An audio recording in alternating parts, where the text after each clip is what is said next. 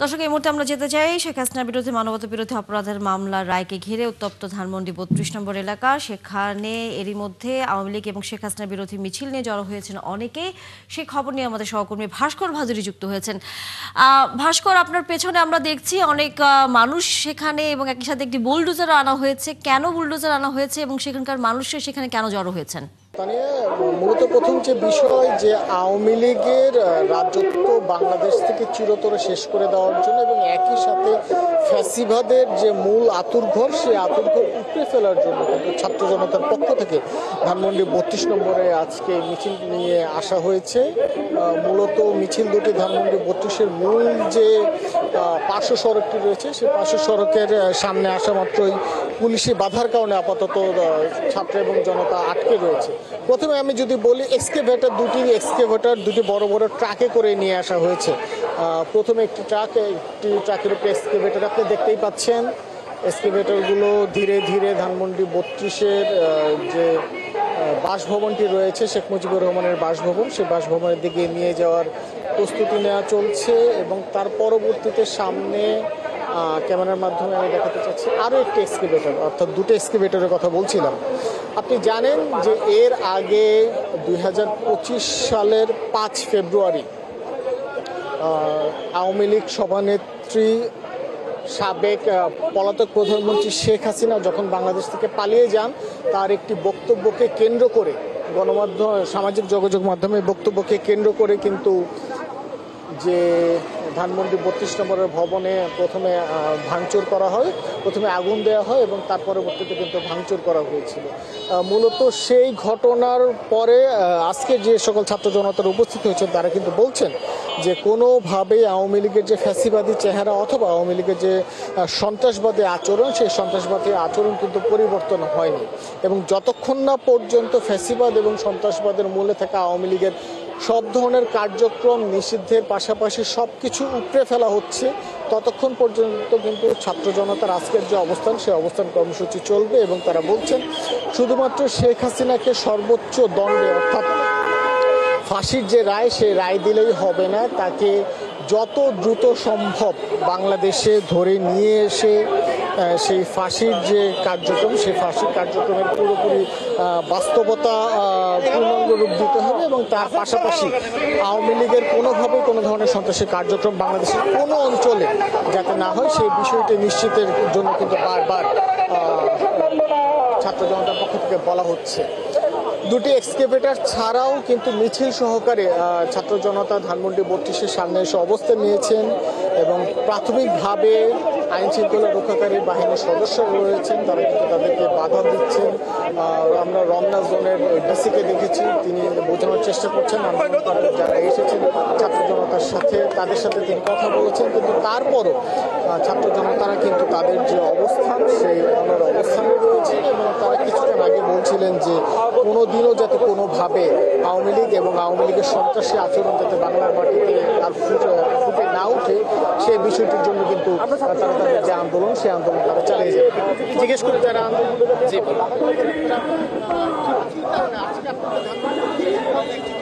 আমাদের, আপনারা এখানে দেখতে পাচ্ছেন ৩২কে কেন্দ্র করে কয়দিন পর পর নাটক হচ্ছে। তো আমরা চাই না যে এরা আর নাটক থাকুক, আওয়ামী লীগের কোনো আস্থানা বাংলাদেশে অবশিষ্ট থাকুক। এই জন্য আমরা ৩২কে গুড়ি দিতে চাই। আওয়ামী লীগের আমরা জানি কি এটা ৩২ হচ্ছে আওয়ামী লীগের কেবলা, তো আমরা চাই না যে কেবলা নামক কোনো কিছু থাকুক আওয়ামী লীগের। এই জন্য আমরা আসছি এখানে। Thank you. শুনছিলেন যে ছাত্র জনতার অর্থাৎ শিক্ষার্থীদের পক্ষ থেকে যারা এসেছেন, তারা কিন্তু বলেছেন, এর আগে যেমনটি বললাম, যে আওয়ামী লীগের রাজনীতির আতুর গহর হিসেবে তারা বিবেচনা করছেন ধানমন্ডি ৩২ নম্বরে শেখ মুজিবুর রহমানের বাড়িটিকে। সেই হিসেবে তারা বলছেন যদি এই বাড়ি পুরোপুরি ধানমন্ডির ৩২ ধানমন্ডির যে ম্যাপ, সেই ম্যাপ থেকে মুছে ফেলা সম্ভব হলেই আওয়ামী লীগের সমস্ত ধরনের সন্ত্রাসী কার্যক্রম বন্ধ হবে। এবং একই সাথে এই ধানমন্ডি ৩২-কে কেন্দ্র করে কিছুদিন পর পরে যে ককটেল নিক্ষেপ অথবা বিচ্ছিন্নভাবে কিছু মিছিলের ঘটনা যে ঘটে, সেই ঘটনাগুলো পুরোপুরি থেমে যাবে বলে আন্দোলনকারী ছাত্র জনতারা তারা কিন্তু আশা করছেন। এখন দেখার বিষয় এখানে একটি, যে এই যে আজকের কার্যক্রম, সে আজকের কার্যক্রম কতক্ষণ পর্যন্ত চলে এবং পরবর্তীতে যে রায়, সেই রায় ঘোষণার পর ছাত্র জনতার পরবর্তী কর্মসূচি, সেই কর্মসূচি কী থাকবে, তারপরে আমরা যখন তাদের সাথে কথা বলবো তখন হয়তো বা পুরো বিষয়টি বুঝতে পারবো। মূলত এখন যে বিষয়টি রয়েছে ধানমন্ডি 32 নম্বরে দুটি এক্সকেভেটর এসেছে, প্রচুর পরিমাণে সাধারণ মানুষ উপস্থিত হয়েছে এবং একই সাথে যে মিছিল সহকারে শিক্ষার্থী সাধারণ মানুষ এই ধানমন্ডি 32-এ এসেছেন, তারা কিন্তু যে কোনোভাবে 32 নম্বরের যে মূল বাসাটি রয়েছে শেখ মুজিবুর রহমানের সেই বাসার সামনে প্রবেশ করতে চাচ্ছেন, কিন্তু আইন শৃঙ্খলা রক্ষাকারী বাহিনীর সদস্যরা কিন্তু যতদূর সম্ভব পরিস্থিতি শান্ত রেখে যাতে বোঝানো যায় এবং তারা তাদের যে কর্মসূচি, তাদের কর্মসূচি থেকে তাদেরকে নিবৃত্ত করা যায় সেই বিষয়ে চেষ্টা করছেন। অনেক সময় বুঝিয়ে, অনেক সময় শান্ত মাথায় কথা বলে আপনার ক্যামেরার মাধ্যমে দেখতেই পাচ্ছেন। এক কথায় স্থিতিশীল পরিবেশ যাতে রাখা হয় সেই বিষয়টি কিন্তু চেষ্টা করছেন আইন শৃঙ্খলা রক্ষাকারী বাহিনীর সদস্যরা। সকালের খবর যদি জানাতাম যে আওয়ামী লীগ কার্যক্রম নিষিদ্ধ ঘোষিত আওয়ামী লীগ তার যে টানা 2 দিনের কর্মসূচি, কমপ্লিট শাটডাউন কর্মসূচি, সেই কর্মসূচির অংশ হিসেবে কিন্তু বিভিন্ন জায়গায় তারা ছত্রভঙ্গ মিছিল করেছিল এবং ককটেল নিক্ষেপ করেছিল। সেই প্রেক্ষিতে কিন্তু আজকে রাজধানীতে 15,000 আইন শৃঙ্খলা রক্ষাকারী বাহিনীর সদস্য কিন্তু মোতায়েন করা হয়েছে। আমরা যারা কর্মসূচি পালন করতে এসেছে তাদের সাথে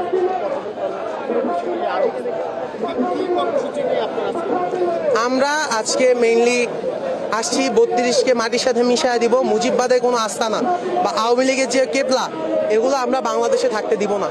আমাদের নতুন বাংলাদেশ যারা ফ্যাসিবাদ 17 বছর চালিয়ে গিয়েছে, আমরা বীরের জাতি ভাই। আমরা পাকিস্তানিদের যেমন দেশে থাকতে দেই নাই, কোনো ফ্যাসিবাদ বা তাদের মতো দোষকদের আমরা থাকতে দিব না দেশে। শুনছিলেন যে কোনো ধরনের ফ্যাসিবাদী আচরণ কিংবা ফ্যাসিবাদের প্রতিষ্ঠা যে সকল প্রান্ত থেকেই হোক না কেন বাংলাদেশে, তার কোনোটিই কিন্তু বাংলাদেশে আর থাকতে দেওয়া হবে না, এমনটাই কিন্তু বলছেন আন্দোলনরত ছাত্র জনতা। এবং তাদের বিভিন্ন পক্ষে তারা ভাগ হয়ে গেছেন। কেউ রাস্তায় যাতে যানজট তৈরি না হয় সে বিষয়ে তারা কাজ করছেন, কেউ এক্সকেভেটরের পাশে রয়েছেন এবং বাকি যাদের নেতৃস্থানীয় যারা রয়েছেন তারা কিন্তু ইতিমধ্যেই পুলিশের সঙ্গে এখনও তাদের কথাবার্তা চালিয়ে যাচ্ছেন। তবে আইন শৃঙ্খলা রক্ষাকারী বাহিনীর সদস্যরা এখন থেকে 30 মিনিট আগে যে পরিস্থিতি ছিল সেই পরিস্থিতিতে অর্থাৎ সিদ্ধান্তে কিন্তু তারা অনড় রয়েছেন। কাউকেই কিন্তু তারা 32 নম্বরের যে রোডটি রয়েছে সেই সড়কে কিন্তু তারা কাউকে ঢুকতে দিচ্ছেন না। এবং যতদূর আমরা বুঝতে পারছি ফোর্সের সংখ্যা অর্থাৎ পোশাকি পুলিশের যে সংখ্যা সেই সংখ্যা কিন্তু যত সময় যাচ্ছে ততটাই বাড়ছে।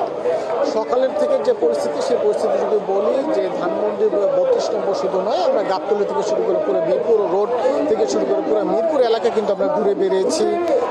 আজকের যে কার্যক্রম নিষিদ্ধ আওয়ামী লীগের যে কমপ্লিট শাটডাউন ঘোষণা, সেই কমপ্লিট শাটডাউন ঘোষণার কোনো প্রভাব আমরা এই সকল অঞ্চলে কিন্তু দেখিনি।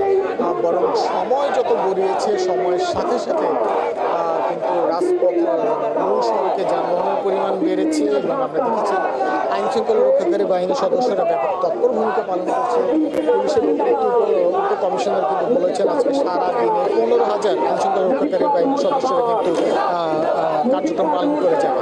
আমরা যদি যারা আজকের কর্মসূচি পালন করতে এসেছে তাদের সাথে আবার একটু কথা বলি, কিছু জিজ্ঞেস করবেন।